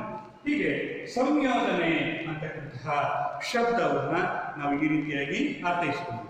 ಉದಾಹರಣೆಗೆ ನಾವು ಲೆಕ್ಕದಲ್ಲಿ ಕೇಳ್ತೇವೆ, ಒಬ್ಬ ಅನುಭೋಗಿಯ ಬಳಿ 40 ರೂಪಾಯಿ ಇರ್ತವೆ. ಒಬ್ಬ ಅನುಭೋಗಿಯ ಬಳಿ ಎಷ್ಟಿದಾವೆ 40 ರೂಪಾಯಿ ಇದೆ, 40 ರುಪೀಸ್, 40 ರೂಪಾಯಿ. ಒಂದು ಬಾಳೆಹಣ್ಣಿನ ಬೆಲೆ 5 ರೂಪಾಯಿ ಇದೆ. ಒಂದು ಬಾಳೆಹಣ್ಣಿನ ಬೆಲೆ ಎಷ್ಟಿದೆ, ಬಾಳೆಹಣ್ಣಿನ ಬೆಲೆ 5 ರೂಪಾಯಿ. ಮಾವಿನ ಹಣ್ಣಿನ ಬೆಲೆ ಎಷ್ಟಿದೆ, ಅದು ಸಹ 5. ಮಾವಿನ ಹಣ್ಣಿನ ಬೆಲೆ ಎಷ್ಟಿದೆ 5 ರೂಪಾಯಿ. ಈಗ ನೋಡಿ 40 ರೂಪಾಯಿ ಒಬ್ಬ ಅನುಭೋಗಿಯ ಬಳಿ ಮಾತ್ರ ಆದಾಯ ಇದೆ. ಹಾಗಾದ್ರೆ ಎಷ್ಟು ಬಾಳೆಹಣ್ಣಿನ ಖರೀದಿ ಮಾಡ್ತೀವಿ? 40 ರೂಪಾಯಿ ಆದರೆ 8 ಬಾಳೆಹಣ್ಣುಗಳನ್ನ ಖರೀದಿ ಮಾಡ್ತೀವಿ. 8 ಬಾಳೆಹಣ್ಣುಗಳನ್ನ ಖರೀದಿ ಮಾಡ್ತೀವಿ. 8 ಬಾಳೆಹಣ್ಣುಗಳನ್ನ ಖರೀದಿ ಮಾಡ್ತೀವಿ. ಹಾಗಾದ್ರೆ ಮಾವಿನ ಹಣ್ಣನ್ನ ಖರೀದಿ ಮಾಡೋದಕ್ಕೆ ಅವರ ಆದಾಯ ಉಳಿಯುತ್ತಾ? ನೋಡಿ 8, ಒಂದು ಬಾಳೆಹಣ್ಣಿನ ಬೆಲೆ 5 ರೂಪಾಯಿ. ಒಟ್ಟು ಎಷ್ಟು ಬಾಳೆಹಣ್ಣನ್ನು ಖರೀದಿ ಮಾಡಬಹುದು? 40 ಬಾಳೆಹಣ್ಣನ್ನು ಖರೀದಿ ಮಾಡಬಹುದು. ಹಾಗಾದ್ರೆ ಮಾವಿನ ಹಣ್ಣನ್ನ ಖರೀದಿ ಮಾಡೋದಕ್ಕೆ ಸಾಧ್ಯನೇ ಇಲ್ಲ, ಹಾಗಾಗಿ ಶೂನ್ಯ. ಆಗ ಬಾಳೆಹಣ್ಣು 40, ಮಾವಿನ ಹಣ್ಣು ಶೂನ್ಯ. ಇದು ಒಂದು ಸಂಯೋಜನೆ. ಹೀಗೆ ಒಬ್ಬೊಬ್ಬ ಅನುಭೋಗಿ ಒಂದೊಂದು ರೀತಿಯಲ್ಲಿ ವರ್ತನೆ ಮಾಡ್ತಾರೆ. ಬಾಳೆಹಣ್ಣು ಇಷ್ಟಪಟ್ಟವರು ಹೆಚ್ಚು ಬಾಳೆಹಣ್ಣು ತಪ್ಪಂತ.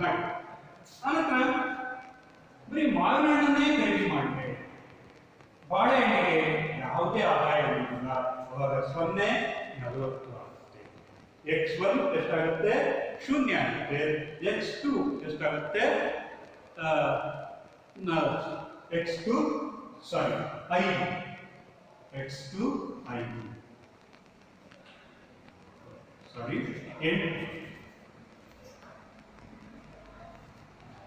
8 ಬಾಳೆಹಣ್ಣು ಶೂನ್ಯ ಮಾವಿನ ಹಣ್ಣು. 8 ಬಾಳೆಹಣ್ಣು ಶೂನ್ಯ ಮಾವಿನ ಹಣ್ಣು ಅಂದ್ರೆ ಒಂದು ಬಾಳೆಹಣ್ಣಿನ ಬೆಲೆ ಎಷ್ಟು? 5 ರೂಪಾಯಿ. ಒಂದು ಬಾಳೆಹಣ್ಣಿನ ಬೆಲೆ 5 ರೂಪಾಯಿ. ಆಗ ಎಷ್ಟು ಬಾಳೆಹಣ್ಣು ಖರೀದಿ ಮಾಡಬಹುದು? 8 ಬಾಳೆಹಣ್ಣುಗಳನ್ನ ಖರೀದಿ ಮಾಡಬಹುದು. ಹಾಗೆಯೇ ಮಾವಿನ ಹಣ್ಣನ್ನ ಒಂದು ಮಾವಿನ ಹಣ್ಣಿನ ಬೆಲೆ 5 ರೂಪಾಯಿ. ಅವನು ಎಷ್ಟು ಖರೀದಿ ಮಾಡಬಹುದು? 8 ಮಾವಿನ ಹಣ್ಣನ್ನ ಖರೀದಿ ಮಾಡಬಹುದು. ಅಥವಾ 4 ಬಾಳೆಹಣ್ಣುಗಳನ್ನು ಖರೀದಿ ಮಾಡಿ ಉಳಿದಂತ ಆದಾಯದಲ್ಲಿ ಏನ್ ಮಾಡಬಹುದು? 4 ಮಾವಿನ ಹಣ್ಣುಗಳನ್ನು ಸಹ ಖರೀದಿ ಮಾಡಬಹುದು. ಹೀಗೆ ಅನುಭೋಗಿ ತನ್ನ ಆದಾಯವನ್ನ ಹೇಗೆ ಖರ್ಚು ಮಾಡ್ತಾನೆ ಅನ್ನೋದನ್ನ ನಾವು ತಿಳ್ಕೊಬೇಕಾದ್ರೆ ಈ ಒಂದು ಸಂಯೋಜನೆಯನ್ನ ಅಂತಕ್ಕಂಥ ಒಂದು ಪರಿಕಲ್ಪನೆಯನ್ನು ನಾವು ತಿಳ್ಕೊಬೇಕಾಗತ್ತೆ. ಯಾಕಂತ ಹೇಳಿದ್ರೆ ಈ ಪ್ರತಿ ಎಲ್ಲಾ ಅನುಭವಿಗಳು ಒಂದೇ ರೀತಿಯಲ್ಲಿ ವರ್ತನೆ ಮಾಡೋದಿಲ್ಲ. ಮಾರುಕಟ್ಟೆಯಲ್ಲಿ ವಿಭಿನ್ನ ರೀತಿಯಲ್ಲಿ ವರ್ತನೆ ಮಾಡೋದ್ರಿಂದ ಈ ಒಂದು ವಿಶ್ಲೇಷಣೆಗೆ ನಾವು ಸಂಯೋಜನೆ ಅಥವಾ ಪೂರ್ವ ಕಲ್ಪನೆಯನ್ನ ತಿಳ್ಕೊಬೇಕಾಗುತ್ತೆ. ಇನ್ನ ಇಷ್ಟು ಈ ಸಂಯೋಜನೆ ಅಂದ್ರೆ ಏನು ಅಂತಕ್ಕಂಥದ್ದು ಅರ್ಥ ಆಗಿದೆ ಅಂತ ಹೇಳಿ ತಿಳ್ಕೊಳ್ತೀನಿ. ಇನ್ನು ನೆಕ್ಸ್ಟ್ ಒನ್ ತುಷ್ಟಿಗುಣ. ತುಷ್ಟಿಗುಣ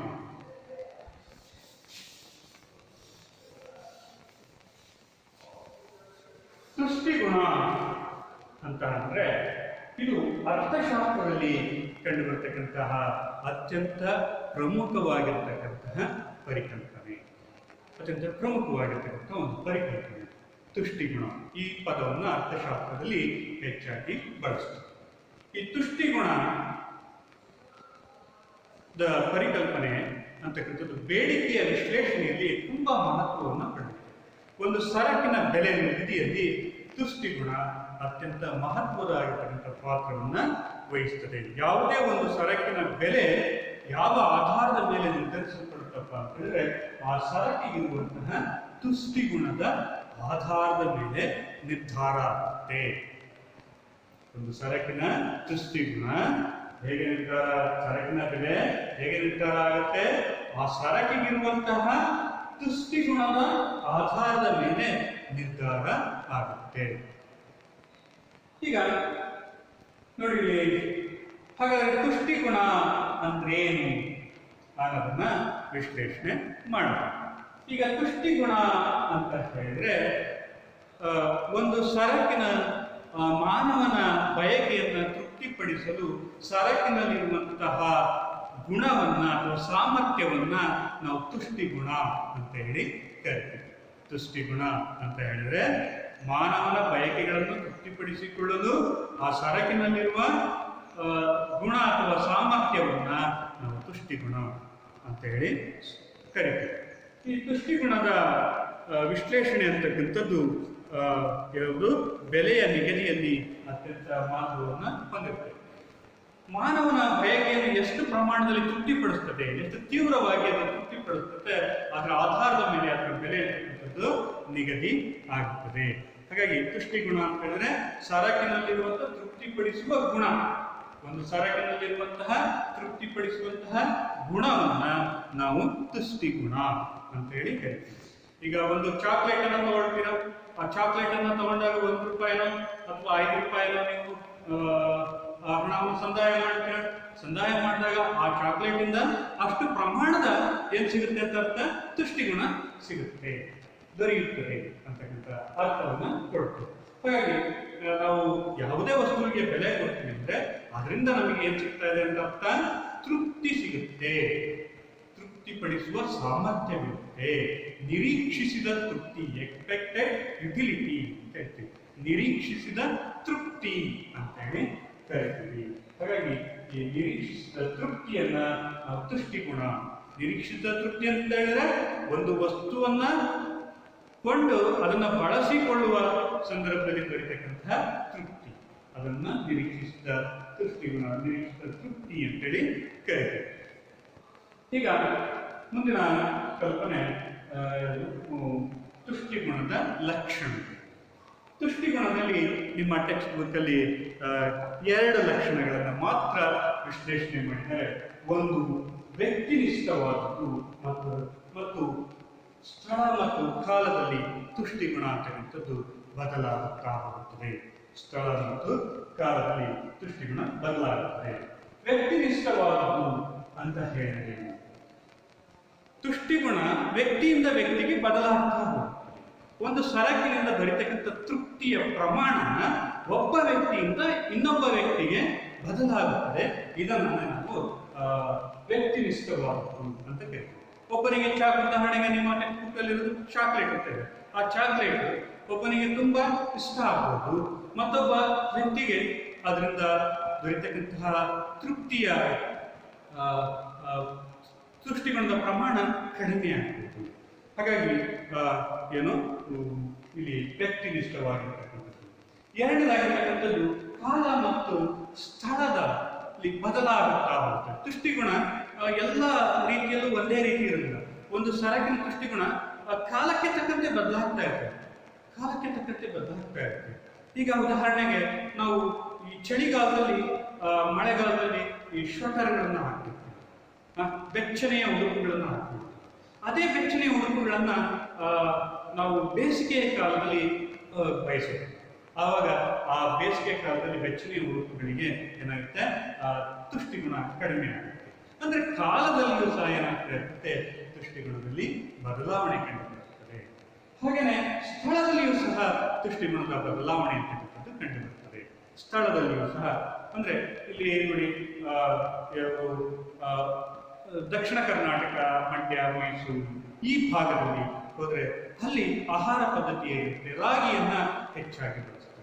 ಅಲ್ಲಿ ಅವರ ರಾಗಿಗೆ ಹೆಚ್ಚು ಪುಷ್ಟಿಗುಣ ಕಂಡುಬರುತ್ತೆ. ಅದೇ ಉತ್ತರ ಕರ್ನಾಟಕಕ್ಕೆ ಹೋದ್ರೆ, ಅಲ್ಲಿ ಆ ಸ್ಥಳಕ್ಕೆ ಹೋದ್ರೆ ಅಲ್ಲಿ ಆ ರಾಗಿಯ ಒಂದು ಪುಷ್ಟಿಗುಣ ಕಡಿಮೆ ಇರುತ್ತೆ. ಅಲ್ಲಿ ಜೋಳಕ್ಕೆ ಹೆಚ್ಚಿನ ಒಂದು ಪುಷ್ಟಿಗುಣವನ್ನ ನಾವು ನೋಡ್ತೀವಿ. ಅಂದ್ರೆ ಈ ಸ್ಥಳದ ಆಧಾರದ ಮೇಲೂ ಸಹ ಸರಕಿಗೆ ಪುಷ್ಟಿಗುಣದಲ್ಲಿ ಬದಲಾವಣೆ ಅಂತಕ್ಕಂಥವನ್ನ ನೋಡಬಹುದು. ಇನ್ನ ತುಷ್ಟಿಗುಣದ ಮಾಪನ. ತುಷ್ಟಿಗುಣದ ಮಾಪನದಲ್ಲಿ ನಾವು ಪ್ರಮುಖವಾಗಿ 2 ಮಾಪನಗಳನ್ನ ನಾವು ನೋಡ್ತಾ ಇದ್ವಿ. ಒಂದು ಒಟ್ಟು ತುಷ್ಟಿಗುಣ, ಅದನ್ನ ಟೋಟಲ್ ಯುಟಿಲಿಟಿ, ಒಟ್ಟು ತುಷ್ಟಿಗುಣ ಎಂದು ಟೋಟಲ್ ಯುಟಿಲಿಟಿ, ಇದನ್ನ TU ಅಂತ ಹೇಳ್ತೀವಿ. ಸಂಕೇತಾಕ್ಷರಗಳಿಂದ TU ಅಂತ ಹೇಳ್ತೀವಿ. ಇನ್ನು ಎರಡನೇದು ಸೀಮಾಂತ ತುಷ್ಟಿಗುಣ.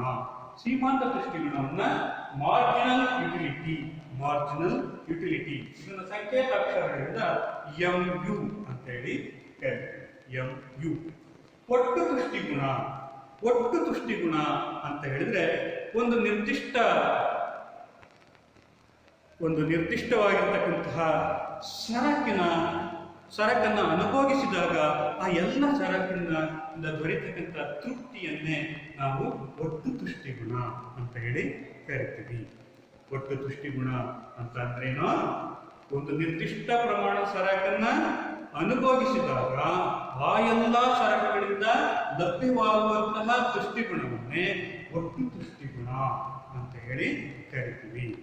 ಈಗ ನೋಡಿ, ಒಂದು ವಸ್ತು, ಒಂದು ನಿರ್ದಿಷ್ಟ ವಸ್ತು ಅಂತ ಹೇಳಿದ್ರೆ, ಈಗ ಬಾಳೆಹಣ್ಣು, ಬಾಳೆಹಣ್ಣು. ಈ ಬಾಳೆಹಣ್ಣನ್ನ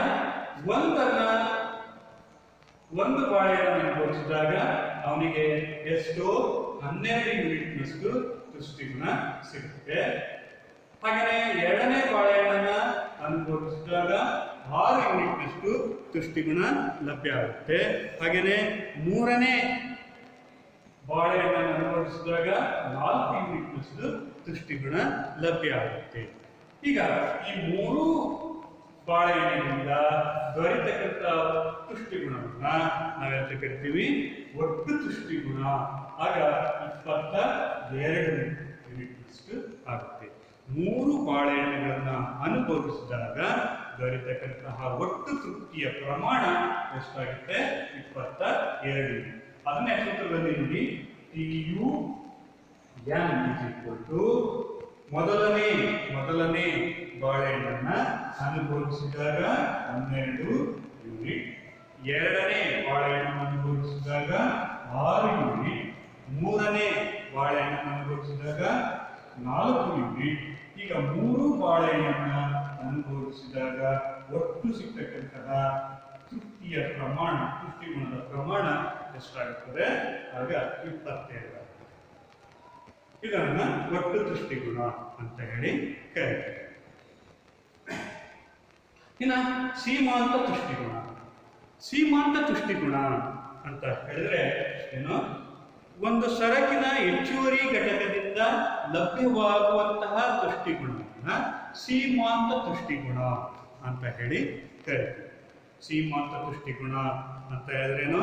ಒಂದು ಸರಕಿನ ಹೆಚ್ಚುವರಿ ಘಟಕದಿಂದ ಲಭ್ಯವಾಗುವಂತಹ ತುಷ್ಟಿಗುಣ ಒಂದು ಸೀಮಾಂತ ತುಷ್ಟಿಗುಣ. ಇನ್ನೊಂದು ರೀತಿಯಲ್ಲಿ ಹೇಳಿದ್ರೆ, ಒಂದು ಸರಕಿನ ಹೆಚ್ಚುವರಿ ಘಟಕವನ್ನು ಅನುಭವಿಸಿದಾಗ ಒಟ್ಟು ತುಷ್ಟಿಗುಣದಲ್ಲಾಗುವ ಬದಲಾವಣೆಯನ್ನ ನಾವು ಸೀಮಾಂತ ತುಷ್ಟಿಗುಣ ಅಂತ ಹೇಳಿ ಕರಿತೀವಿ. ಒಂದು ಸರಕನ್ನ ಹೆಚ್ಚುವರಿಯಾಗಿ ಅನುಭವಿಸಿದಾಗ ಒಟ್ಟು ತುಷ್ಟಿಗುಣದಲ್ಲಾಗುವಂತಹ ಬದಲಾವಣೆಯನ್ನ ನಾವು ಸೀಮಾಂತ ತುಷ್ಟಿಗುಣ ಅಂತ ಹೇಳಿ ಕರಿತೀವಿ. ಈಗ ನಮ್ಮ ಉದಾಹರಣೆಯಲ್ಲಿ ನೋಡಿ, ಇಲ್ಲಿ 3 ಬಾಳೆಹಣ್ಣನ್ನು ಅನುಭವಿಸಿದಾಗ ಎಷ್ಟು ತುಷ್ಟಿಗುಣ ಸಿಕ್ಕಿದೆ? 22 ಯೂನಿಟ್ ತೃಪ್ತಿಯ ಪ್ರಮಾಣ ಸಿಕ್ಕಿದೆ. ಈಗ 4ನೇ ಬಾಳೆಹಣ್ಣು ಅಂತ ಹೇಳಿದ್ರೆ ಹೆಚ್ಚುವರಿಯಾಗಿರ್ತಕ್ಕಂಥ ಬಾಳೆಹಣ್ಣು ಅನುಭವಿಸ್ತಾನೆ. ಆಗ ಅವನಿಗೆ ಹೆಚ್ಚುವರಿಯಾಗಿ 2 ಯೂನಿಟ್ನಷ್ಟು ತುಷ್ಟಿಗುಣ ದೊರೆಯುತ್ತೆ. ಆ 2 ಯೂನಿಟ್ನಷ್ಟು ತುಷ್ಟಿಗುಣ ದೊರೆತಾಗ ಒಟ್ಟು ಅವನಿಗೆ ಎಷ್ಟಾಯ್ತು? 24 ಯೂನಿಟ್ನಷ್ಟು ಒಟ್ಟು ತುಷ್ಟಿಗುಣ ಆಯ್ತು. ಹಾಗಾದ್ರೆ ಹೆಚ್ಚುವರಿಯಾಗಿ 4ನೇ ಬಾಳೆಹಣ್ಣನ್ನು ಅನುಭವಿಸಿದಾಗ ದೊರೆತಕ್ಕಂಥ ತೃಪ್ತಿಯ ಪ್ರಮಾಣ ಎಷ್ಟಾಗಿದೆ? ಕೇವಲ 2 ಯೂನಿಟ್ನಷ್ಟು ಆಗಿದೆ.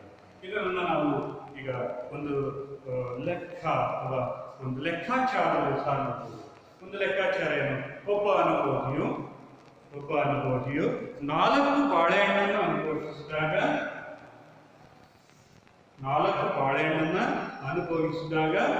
ಒಟ್ಟು ತೃಪ್ತಿಯ ಪ್ರಮಾಣ 24 ಯೂನಿಟ್ನಷ್ಟಾಗಿದೆ. ಮತ್ತು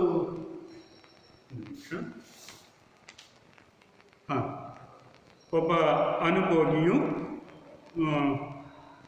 3 ಬಾಳೆಹಣ್ಣುಗಳನ್ನು ಅನುಭವಿಸಿದಾಗ ಒಟ್ಟು ತೃಪ್ತಿ 22 ಯೂನಿಟ್ನಷ್ಟಿತ್ತು. ಮತ್ತು 4ನೇ ಬಾಳೆಹಣ್ಣನ್ನು ಅನುಭವಿಸಿದಾಗ ಒಟ್ಟು ತೃಪ್ತಿಯ ಪ್ರಮಾಣ 24 ಯೂನಿಟ್ಗಳಷ್ಟಾಯಿತು. ಹಾಗಾದ್ರೆ ಸೀಮಾಂತ ತುಷ್ಟಿಗುಣವನ್ನು ಲೆಕ್ಕಾಚಾರ ಮಾಡಿರಿ ಅಂತಕ್ಕಂಥ ಒಂದು ಲೆಕ್ಕಾಚಾರ. ಲೆಕ್ಕಾಚಾರ ಏನು? ಒಬ್ಬ ಅನುಭೋಗಿಯು 3 ಬಾಳೆಹಣ್ಣನ್ನು ಅನುಭವಿಸಿದಾಗ ಅವನಿಗೆ ದೊರೆತಕ್ಕಂಥ ಒಟ್ಟು ತೃಪ್ತಿಯ ಪ್ರಮಾಣ 22 ಯೂನಿಟ್. ಹಾಗೂ 4 ಬಾಳೆಹಣ್ಣುಗಳನ್ನು ಅನುಭವಿಸಿದಾಗ ಒಟ್ಟು ತೃಪ್ತಿಯ ಪ್ರಮಾಣ ಎಷ್ಟಿದೆ? 24 ಯೂನಿಟ್ಗಳು. ಹಾಗಾದ್ರೆ ಸೀಮಾಂತ ತುಷ್ಟಿಗುಣವನ್ನು ಲೆಕ್ಕಾಚಾರ ಮಾಡಿ. ಆ ಲೆಕ್ಕಾಚಾರ ಮಾಡಬೇಕು ಅಂತ ಹೇಳಿದ್ರೆ ಈ ಸೂತ್ರ ಇದೆ, MUN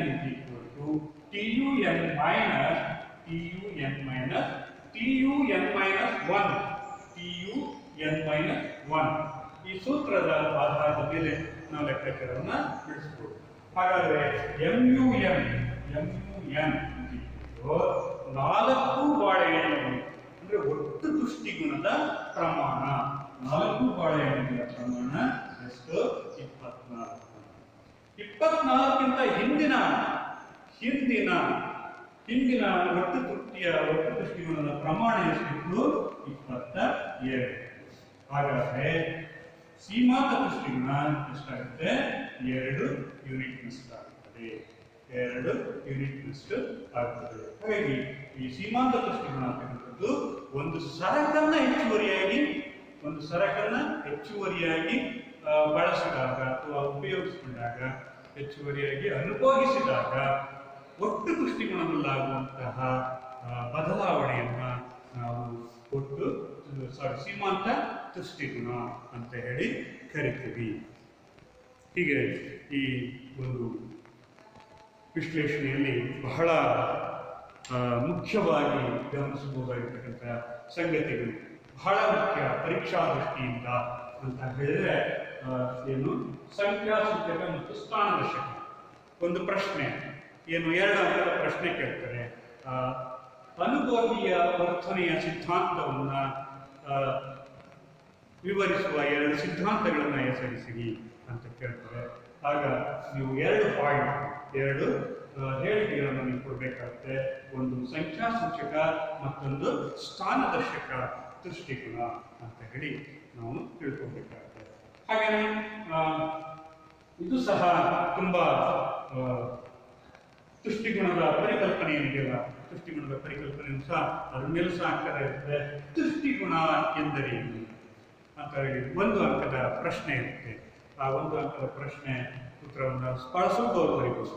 ಮಾನವನ ಬಯಕೆಗಳನ್ನ ತೃಪ್ತಿಪಡಿಸಲು ಸರಕಿನಲ್ಲಿ ಅಡಗಿರುವ ಗುಣ ಅಥವಾ ಸರಕಿನಲ್ಲಿರುವ ತೃಪ್ತಿಯ ಪ್ರಮಾಣವನ್ನ ನಾವು ತುಷ್ಟಿಗುಣ ಅಂತೇಳಿ ಕರಿತೀವಿ. ಮಾನವನ ಬಯಕೆಗಳನ್ನ ತೃಪ್ತಿಪಡಿಸಲು ಸರಕಿನಲ್ಲಿರುವ ಗುಣ ಅಥವಾ ಸಾಮರ್ಥ್ಯವನ್ನೇ ತುಷ್ಟಿಗುಣ ಅಂತೇಳಿ ಕರಿತೀವಿ. ಹಾಗೆಯೇ ತುಷ್ಟಿಗುಣದ ಲಕ್ಷಣಗಳನ್ನ ಹೆಸರಿಸಿ. 2 ಪ್ರಶ್ನೆ, ತುಷ್ಟಿಗುಣದ ಲಕ್ಷಣಗಳನ್ನ ಹೆಸರಿಸಿ. ಒಂದು ವ್ಯಕ್ತಿನಿಷ್ಠವಾದದ್ದು, ಮತ್ತೊಂದು ಸ್ಥಳ ಮತ್ತು ಕಾಲದಲ್ಲಿ ತುಷ್ಟಿಗುಣ ಬದಲಾವಣೆಗೆ ಒಳಗಾಗುತ್ತದೆ. ಇಲ್ಲಿ ಮತ್ತೊಂದು ಬಹಳ ಮುಖ್ಯವಾಗಿರ್ತಕ್ಕಂಥ ವಿಷಯ ಏನು ಅಂತ ಹೇಳಿದ್ರೆ, ಬಹು ಆಯ್ಕೆ ಪ್ರಶ್ನೆಗೆ ತುಷ್ಟಿಗುಣವು ಅಂತ ಕೇಳಿಬಿಟ್ಟು ಹೇಗೆ ಕೇಳಿದಾರಪ್ಪ ಅಂತ ಹೇಳಿದ್ರೆ ಅದು ಏನಿದೆ, ವಸ್ತುನಿಷ್ಠವಾದದ್ದು, ವ್ಯಕ್ತಿನಿಷ್ಠವಾದದ್ದು, ಎ ಮತ್ತು ಬಿ ಮೇಲಿನ ಯಾವುದೂ ಅಲ್ಲ ಅಂತೇಳಿ ಪ್ರಶ್ನೆ ಕೇಳಿದ್ದಾರೆ. ಏನು? ತುಷ್ಟಿಗುಣವು ವಸ್ತುನಿಷ್ಠವಾದದ್ದು, ವ್ಯಕ್ತಿನಿಷ್ಠವಾದದ್ದು. ವಸ್ತುನಿಷ್ಠವಾದದ್ದು ಅನ್ನೋದು ಒಂದು, ಹಾಗೆಯೇ ವ್ಯಕ್ತಿನಿಷ್ಠವಾದದ್ದು ಅನ್ನೋದು 2ನೇದು. ಎ ಮತ್ತು ಬಿ ಅಂದ್ರೆ ಎ ಮತ್ತು ಬಿ ಎರಡನ್ನೂ ಒಳಗೊಂಡಿದೆ ಅಥವಾ ಈ ಮೇಲಿನ ಯಾವುದೂ ಅಲ್ಲ. ಅವಾಗ ಏನು ಉತ್ತರ ಯಾವ್ದಾಗಿರ್ಬೇಕು? ವ್ಯಕ್ತಿನಿಷ್ಠವಾದ್ದು. ಯಾಕಂದ್ರೆ ತುಷ್ಟಿಗುಣ ವ್ಯಕ್ತಿಯಿಂದ ವ್ಯಕ್ತಿಗೆ ಏನಾಗ್ತಾ ಇರುತ್ತೆ? ಬದಲಾಗ್ತಾ ಇರುತ್ತೆ. ಒಂದು ವಸ್ತು ಎಲ್ಲಾ ವ್ಯಕ್ತಿಗಳಿಗೂ ಒಂದೇ ರೀತಿಯಾಗಿರ್ತಕ್ಕಂಥ ತುಷ್ಟಿಗುಣವನ್ನ ನೀಡೋದಕ್ಕೆ ಸಾಧ್ಯ ಇಲ್ಲ. ಹಾಗಾಗಿ ಅದು ವ್ಯಕ್ತಿನಿಷ್ಠವಾದ್ದು. ಇನ್ನ ತುಷ್ಟಿಗುಣದ ಮಾಪನಗಳು ಬಹಳ ಮುಖ್ಯವಾಗಿರ್ತಕ್ಕಂಥ ಒಂದು ಪ್ರಶ್ನೆ. ಇದು 4 ಅಂಕದ ಪ್ರಶ್ನೆಗಳಿಗೆ ಕೇಳ್ತಾರೆ. 4 ಅಂಕದ ಪ್ರಶ್ನೆಗಳನ್ನ ಕೇಳ್ತಾರೆ. ಒಟ್ಟು ತುಷ್ಟಿಗುಣಕ್ಕೂ ಮತ್ತು ಸೀಮಾಂತ ತುಷ್ಟಿಗುಣಕ್ಕೂ ಇರ್ತಕ್ಕಂತಹ ವ್ಯತ್ಯಾಸವನ್ನ ಬರೆಯಿರಿ. ನಡುವಿನ ವ್ಯತ್ಯಾಸವನ್ನು ತಿಳಿಸಿರಿ. ಒಟ್ಟು ತುಷ್ಟಿಗುಣಕ್ಕೂ ಮತ್ತು ಸೀಮಾಂತ ತುಷ್ಟಿಗುಣಕ್ಕೂ ಇರ್ತಕ್ಕಂತಹ ವ್ಯತ್ಯಾಸವನ್ನ ಬರೆಯಿರಿ ಅಂತ ಹೇಳಿ 4 ಅಂಕದ ಪ್ರಶ್ನೆಗಳಿಗೆ ಈ ಒಂದು ಇದರ ಮೇಲೆ ಪ್ರಶ್ನೆಯನ್ನ ಕೇಳಿರ್ತಾರೆ ವಿದ್ಯಾರ್ಥಿಗಳೇ. ಹೀಗಾಗಿ ಇವತ್ತಿನ ನೀವು ಗಮನಿಸಬೇಕು ಇಂಪಾರ್ಟೆಂಟು ಅಥವಾ ಒಂದು ಸಾರಾಂಶ ಏನು ತಿಳ್ಕೊಬೇಕು ಅಂತ ಹೇಳಿದ್ರೆ, ಪ್ರಶ್ನೆ ದೃಷ್ಟಿಯಿಂದ ಸಂಖ್ಯಾಸೂಚಕ ಮತ್ತು ಸ್ಥಾನದರ್ಶಕ ನೀವು ಅನುಭವೀಯ ವರ್ತನೆಯ ಸಿದ್ಧಾಂತವನ್ನು ವಿವರಿಸುವ 2 ಸಿದ್ಧಾಂತಗಳು. ತುಷ್ಟಿಗುಣ ಅಂದ್ರೆ ಏನು? ಹಾಗೇನೆ ತುಷ್ಟಿಗುಣವು ವ್ಯಕ್ತಿನಿಷ್ಠವಾದದ್ದು. ಹಾಗೆಯೇ 4 ಅಂಕದ ಪ್ರಶ್ನೆಗೆ ಒಟ್ಟು ತುಷ್ಟಿಗುಣ ಮತ್ತು ಸೀಮಾಂತ ತುಷ್ಟಿಗುಣ. ಹಾಗೂ ಮತ್ತೆ ನಾವು ಈ ಅಧ್ಯಾಯವನ್ನು ಮುಂದುವರಿಸಬೇಕಾದ್ರೆ, ಇನ್ನೂ ಸರಳವಾಗಿ ನಾವು ಈ ಅಧ್ಯಾಯ ಮುಂದುವರಿಸಬೇಕಾದ್ರೆ ಬಹಳ ಈ ಸಂಯೋಜನೆ ಅಂದ್ರೆ ಏನು ಅಂತ ನೀವು ತಿಳ್ಕೊಂಡಿರ್ಬೇಕು. ನೀಟಾಗಿ ಅದನ್ನ ಅರ್ಥೈಸ್ಕೊಬೇಕಾಗುತ್ತೆ. ಸಂಯೋಜನೆ ಅಂತ ಹೇಳಿದ್ರೆ ಇಲ್ಲಿ ನಾವು ಕೇವಲ 2 ವಸ್ತುಗಳನ್ನ ನಾವು ತೆಗೆದುಕೊಂಡಿದ್ದೀವಿ. ಆ 2 ವಸ್ತುಗಳನ್ನ x1 ಮತ್ತು x2 ಅಂತ ಕರಿತೀವಿ. ಮೊದಲನೇ ವಸ್ತು x1 ಅಂತಕ್ಕಂಥದ್ದು, ಎರಡನೇ ವಸ್ತು x2 ಅಂತಕ್ಕಂಥ ವಸ್ತು. ಇವುಗಳನ್ನ ಒಂದು ಸಂಯೋಜನೆಯ ಕಂತೆ ಅಂತ ಸಹ ನಾವು ಕರಿತೀವಿ. ಹೀಗೆ ಈ ಒಂದು ಅನುಭೋಗಿಯ ವರ್ತನೆಯ ಸಿದ್ಧಾಂತದಲ್ಲಿ ನಾವು ಈ ವಿಶ್ಲೇಷಣೆಯನ್ನ ಮಾಡಿದ್ವಿ.